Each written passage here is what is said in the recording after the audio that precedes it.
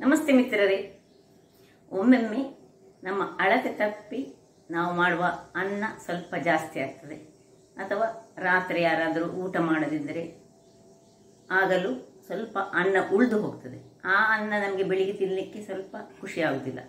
ಈ ಅನ್ನವನ್ನೇ ಉಪಯೋಗಿಸಿ ಇವತ್ತು ನಾನೊಂದು ರುಚಿಕರವಾದ ಬಂದೋಸೆ ಆಗಸ ಅಂತ ಹೇಳ್ಬೋದು ಅದನ್ನು, ಅಥವಾ ಒಂದು ಟೈಪ್ ಆಫ್ ಕಲ್ತಪ್ಪದ ಹಾಗೆ ಅಂತ ಸಹ ಹೇಳ್ಬೋದು. ಹಾಗಾದರೆ ಇದು ನನ್ನದೇ ಇನ್ನೋವೇಷನ್, ಹಾಗಾಗಿ ನನಗೆ ಏನು ಹೆಸರಿಡುವುದು ಹೇಳಿ ನನಗೆ ಗೊತ್ತಿಲ್ಲ, ಬಟ್ ಬಹಳ ರುಚಿಕರವಾಗಿ ಬರ್ತದೆ. ಹಾಗಾದರೆ ಈ ಒಂದು ದೋಸೆಯನ್ನು ಹೇಗೆ ಮಾಡುವುದೆಂದು ನೋಡುವ ಮೊದಲು ಯಾರೆಲ್ಲ ನನ್ನ ಚಾನಲನ್ನು ನೋಡ್ತಿದ್ದೀರಿ, ಯಾರೆಲ್ಲ ಇನ್ನೂ ಸಬ್ಸ್ಕ್ರೈಬ್ ಮಾಡಿಲ್ಲ ದಯವಿಟ್ಟು ಸಬ್ಸ್ಕ್ರೈಬ್ ಮಾಡಿ ಸಪೋರ್ಟ್ ಮಾಡಿ ಅಂತ ಹೇಳುತ್ತಾ ಬನ್ನಿ. ಈ ರುಚಿಕರವಾದ ದೋಸೆಯ ಕಲ್ತಪ್ಪವ ಏನು ಹೆಸರಿಡ್ಬೋದು ಇದಕ್ಕೆ, ಬಟ್ ಬಹಳ ಟೇಸ್ಟಿಯಾಗಿ ಬರ್ತದೆ. ಹೇಗೆ ಮಾಡುವುದೆಂದು ನೋಡೋಣ. ವೀಕ್ಷಕರೇ, ಇಲ್ಲಿ ನೋಡಿ, ಇದು ಉಳ್ದ ಅನ್ನ, ಇದು ನಮ್ಮದು ಬಾಯ್ಲ್ಡ್ ರೈಸ್ನ ಅನ್ನ. ನಿಮ್ಮ ಹತ್ರ ರಾ ರೈಸ್ ಅಂದರೆ ಸೋನಾ ಮಸೂರಿ ಅನ್ನ ಇದ್ದರೆ ಸಹ ಆಗ್ತದೆ, ಯಾವ ಅನ್ನದಿಂದ ಸಹ ಆಗ್ತದೆ. ನಾವು ಲೆಫ್ಟ್ ಓವರ್ ಅನ್ನದಿಂದ ಇವತ್ತೊಂದು ಬನ್ ಟೈಪಿನ ದೋಸೆಯನ್ನು ಮಾಡೋಣ. ಇಲ್ಲಿ ಒಂದು ಬೌಲು ಅನ್ನ ಇದ್ದರೆ ಅಷ್ಟೇ, ಒಂದು ಬೌಲ್ನಷ್ಟು ನಾವು ಸಜ್ಜಿಗೆಯನ್ನು ಸಪೂರ ರವಸ ಯಾವ ಸಹ ಆಗ್ತದೆ, ಬಾಂಬೆ ಸಜ್ಜಿಗೆ ಆಗ್ತದೆ ಅಥವಾ ದಪ್ಪ ಸಜ್ಜಿಗೆ ಇದ್ದರೆ ಸ್ವಲ್ಪ ಮಿಕ್ಸಿಯಲ್ಲಿ ಗ್ರೈಂಡ್ ಮಾಡಿದರೆ ಆಯಿತು. ಮತ್ತು ವೆಜಿಟೇಬಲ್ಸ್ ಯಾವುದು ಬೇಕು ನಿಮಗೆ ಅದನ್ನು ಯೂಸ್ ಮಾಡ್ಬೋದು. ನಾನು ಕ್ಯಾರೆಟ್, ಈ ದೊಣ್ಣೆ ಮೆಣಸು, ಕ್ಯಾಪ್ಸಿಕಮ್, ಈರುಳ್ಳಿ, ಬೀನ್ಸ್ ಇದ್ದರೆ ಬೀನ್ಸ್ ಯೂಸ್ ಮಾಡ್ಬೋದು.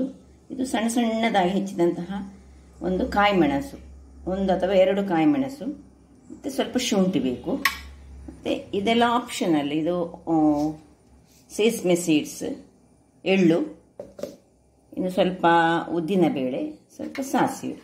ಈಗ ಮೊದಲಿಗೆ ಒಂದು ಸಣ್ಣ ಮಿಕ್ಸಿಯಲ್ಲಿ ನಾವು ಈ ಒಂದು ಅನ್ನವನ್ನು, ಎಷ್ಟು ಅನ್ನ ಉಂಟು ನೋಡಿ ಅದನ್ನೀಗ ಸ್ವಲ್ಪ ನೀರನ್ನು ಹಾಕ್ಕೊಂಡು ಉಪ್ಪನ್ನು ಹಾಕ್ಕೊಳ್ತೇನೆ. ಅದಕ್ಕೆ ರುಚಿಗೆ ತಕ್ಕಷ್ಟು ಉಪ್ಪು ಸ್ವಲ್ಪ ಹೆಚ್ಚು ಹಾಕಿದರೆ ಸಹ ತೊಂದರೆ ಇಲ್ಲ, ಮತ್ತೆ ಹಾಕದಿದ್ದರೆ ಆಯಿತು. ಮತ್ತು ಇದಕ್ಕೆಲ್ಲ ಉಪ್ಪು ಮತ್ತು ನೀರು ಹಾಕಿ ಇದನ್ನು ಒಳ್ಳೆ ನುಣ್ಣಗೆ ರುಬ್ಬಿ ತರ್ತೇನೆ. ವೀಕ್ಷಕರೇ, ಇಲ್ಲಿ ನೋಡಿ, ನುಣ್ಣಗೆ ರುಬ್ಬಿ ಬಂದೆ.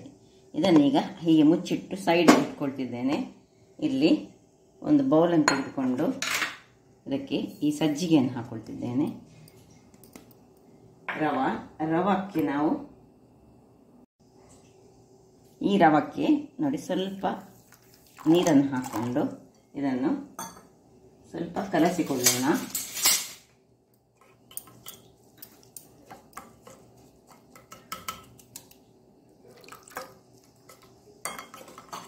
ಸ್ವಲ್ಪ ನೀರಾದರೆ ತೊಂದರೆ ಇಲ್ಲ, ಮತ್ತೆ ಅದು ರವ ನೀರನ್ನು ಎಳೆದುಕೊಂಡು ಅದು ಗಟ್ಟಿ ಆಗ್ತದೆ. ಈಗ ಈ ರವಕ್ಕೆ ಸ್ವಲ್ಪ ನೀರೇ ಮಾಡಿಕೊಳ್ಬೇಕು ನಾವು.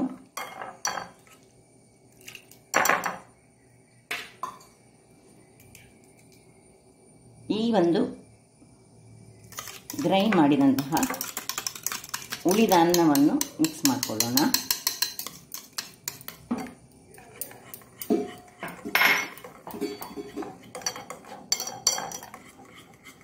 ಉಪ್ಪು ಹಾಕ್ಕೊಂಡಿದ್ದೇವೆ ಮೊದಲೇ ನಾವು.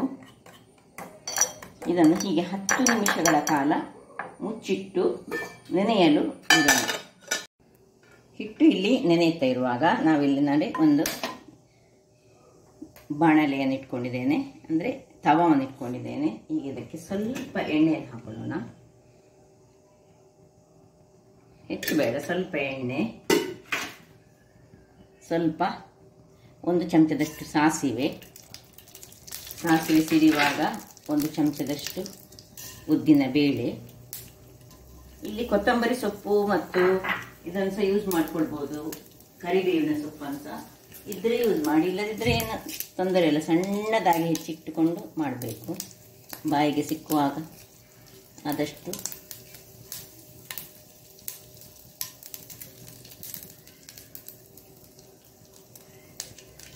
ಸಾಸಿವೆ ಸಿಡಿಯುವಾಗ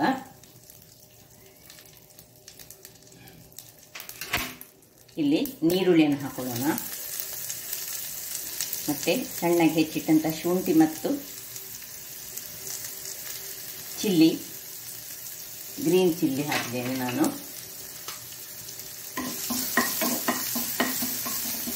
ಎಣ್ಣೆ ತುಂಬ ಬೇಕಂತ ಏನಿಲ್ಲ, ಸ್ವಲ್ಪ ಎಣ್ಣೆಯಲ್ಲಿ ನಾವು ಇದನ್ನು ಹೀಗೆ ಸಾಟೆ ಮಾಡ್ಕೊಳ್ಳೋಣ. ಆನಿಯನ್ ಸ್ವಲ್ಪ ಬಾಡಲಿಕ್ಕೆ ಆಗುವಾಗ ಅದಕ್ಕೆ ಸ್ವಲ್ಪ ಉಪ್ಪನ್ನು ಹಾಕೊಳ್ತಿದ್ದೆ ನಾನು.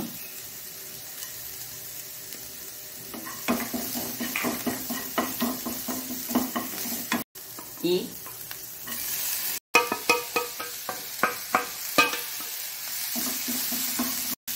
ಒಳ್ಳೆ ಇದರಲ್ಲಿ ಜಸ್ಟ್ ಸ್ವಲ್ಪ ಹಾಫ್ ಬಾಯ್ಲ್, ತುಂಬ ಬೇಡ, ಅರ್ಧದಷ್ಟು ಇದು ಬೇಯಬೇಕು.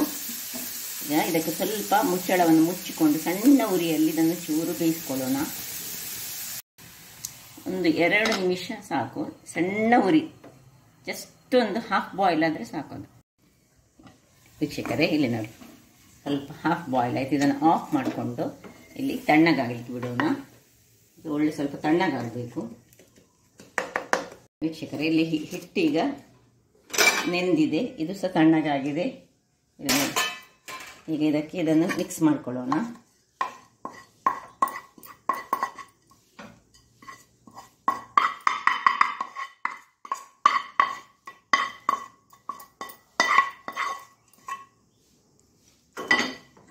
ಚೆನ್ನಾಗಿ, ತುಂಬ ದಪ್ಪ ಸಾಗೋದು ಬೇಡ, ತುಂಬ ನೀರಾಗೋದು ಸಹ ಬೇಡ.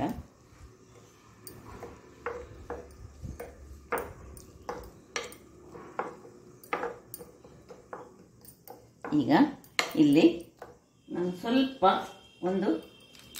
ಈ ಒಂದು ಸಣ್ಣ ಪ್ಯಾಕೆಟ್ನ ಈನೋದ 1/4 ವರ್ಷ ಸಹ ಹಾಕ್ತಿದ್ದೇನೆ, ತುಂಬ ಹಾಕುವುದಿಲ್ಲ. ಯಾಕೆ ಹೇಳಿದರೆ ತುಂಬ ಅಗತ್ಯ ಇಲ್ಲ.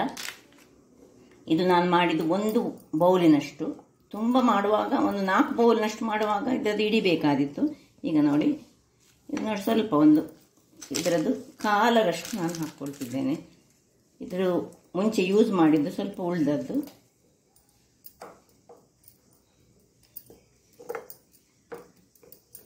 ಅಥವಾ ನಿಮ್ಮ ಹತ್ರ ಏನೂ ಇರದಿದ್ದರೆ ಫ್ರೂಟ್ ಸೋಡಾ, ಇದು ಫ್ರೂಟ್ ಸೋಡಾ ಅಲ್ಲ, ಈ ಬೇಕಿಂಗ್ ಸೋಡಾ ಇರ್ತದಲ್ಲ, ಅದನ್ನು ಸಹ ಯೂಸ್ ಮಾಡ್ಬೋದು. 1/4 ಚಮಚದಷ್ಟು ಮಾಡಿದರೆ ಸಾಕು, ತುಂಬ ಮಾಡಬೇಡಿ. ಇನ್ನು ಕೊತ್ತಂಬರಿ ಸೊಪ್ಪನ್ನು ಕೊನೆಗೆ ಹಾಕೊಳ್ಳೋಣ. ಈಗ ಇಲ್ಲಿ ವೀಕ್ಷಕರೇ, ಇಲ್ಲಿ ಒಂದು ಆಪದ ಕಾವಲಿಯನ್ನು ಇಟ್ಕೊಂಡಿದ್ದೇನೆ, ಅದು ಬಿಸಿ ಆಗ್ತಾ ಉಂಟು. ಈಗ ಅದಕ್ಕೆ ನಾನು ಸ್ವಲ್ಪ ಎಣ್ಣೆಯನ್ನು ಹಾಕೊಳ್ತಿದ್ದೇನೆ. 1-2 ಚಮಚದಷ್ಟು ಎಣ್ಣೆಯನ್ನು ಹಾಕೊಳ್ಳಿ. ಎಣ್ಣೆಯನ್ನು ಹಾಕ್ಕೊಂಡು ಸ್ವಲ್ಪ ಹೀಗೆ ಮಾಡಿ, ಅಥವಾ ನಿಮ್ಮ ಹತ್ರ ಈ ಒಗ್ಗರಣೆ ಕೊಡುವಂತಹ ಇದಿದ್ರೆ ಸಾಕ್ತದೆ.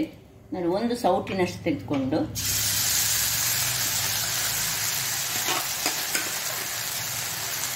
ಇದನ್ನು ಹೀಗೆ ಸ್ವಲ್ಪ ಚಟ್ಟೆ ಮಾಡಿಕೊಳ್ಬೇಕು. ಮತ್ತು ಅದರ ಮೇಲೆ ಸ್ವಲ್ಪ ಎಳ್ಳನ್ನು ಹಾಕೊಳ್ಳೋಣ. ಸ್ವಲ್ಪ ನೋಡಿ, ಪಿಂಚ್ ಆಫ್ ಎಳ್ಳನ್ನು, 1 ಕಪ್ಪು ಎಳ್ಳು ಅಥವಾ 1 ಬಿಳಿ ಎಳ್ಳು, ಯಾವ ಸಹ ಆಗ್ತದೆ. ನಾನೀಗ ಬಿಳಿ ಎಳ್ಳನ್ನು ಹಾಕ್ಕೊಳ್ತಿದ್ದೇನೆ. ಜಸ್ಟ್ ಒಂದು ಸ್ವಲ್ಪ ಹಾಕ್ಕೊಂಡ್ರೆ ಸಾಕು. ಈಗ ಸಣ್ಣ ಉರಿ ಮಾಡಿಕೊಳ್ಳಿ, ಮುಚ್ಚಳ ಮುಚ್ಚಿ ಬೇಯಿಸ್ಕೊಳ್ಳೋಣ. 2 ನಿಮಿಷಗಳ ಬಳಿಕ ನೋಡಿ ಒಳ್ಳೆ ಸೈಡ್ಸ್ ಹೀಗೆ ಕಾದ ಕೂಡಲೇ ಇನ್ನು ನಾವು ಇದನ್ನು ಹೀಗೆ ತೆಗೆದುಕೊಳ್ಳೋದು. ನೋಡಿ, ಇದನ್ನು ಅಡಿ ಮೇಲೆ ಇಲ್ಲಿ ನೋಡಿ, ಇನ್ನೊಂದು ಸಹ ನಂದು ಇಲ್ಲಿ ಇನ್ನೊಂದರಲ್ಲಿ ನಾನು ಮಾಡಿದ್ದೇನೆ. ಇದು ಸಹ ಇದನ್ನು ಈಗ ಅಡಿಮೇಲೆ ಮಾಡಿಕೊಳ್ತೇನೆ. ಇದು ಸಣ್ಣದಕ್ಕೆ ನನಗೆ ಸ್ವಲ್ಪ ಇಕ್ಕಳ ಬೇಕಾಗ್ತದೆ.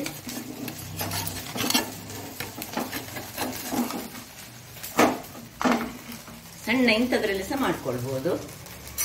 2 ರೆಡಿಯಾಗಿದೆ. ಈಗ ಸ್ವಲ್ಪ ಹೊತ್ತು ಅಡಿಮೇಲೆ ಮಾಡಿದ ಮೇಲೆ 5 ನಿಮಿಷಗಳ ಕಾಲ ಹೀಗೆ ಮುಚ್ಚಿಟ್ಟುಕೊಂಡು ಬೇಯಿಸ್ಕೊಳ್ಳೋಣ. ವೀಕ್ಷಕರೇ, ಆಯ್ತು ನೋಡಿ, ಹೀಗೆ ಬಂದಿದೆ ನೋಡಿ, ಟೆಕ್ಸ್ಚರ್ ಹೇಗೆ ಉಂಟು ನೋಡಿ ಹೊರಗಿನಿಂದ. ಈಗ ತೆಗೆದುಕೊಳ್ಳೋಣ ಇದನ್ನು. ಏನು ಚೆನ್ನಾಗಿ ಬಂತು ನೋಡಿ. ಇಲ್ಲಿ ಸಹ ಇದು ಆಯಿತು. ಇದನ್ನು ಸಹ ತೆಗೆದುಕೊಳ್ತಿದ್ದೇನೆ.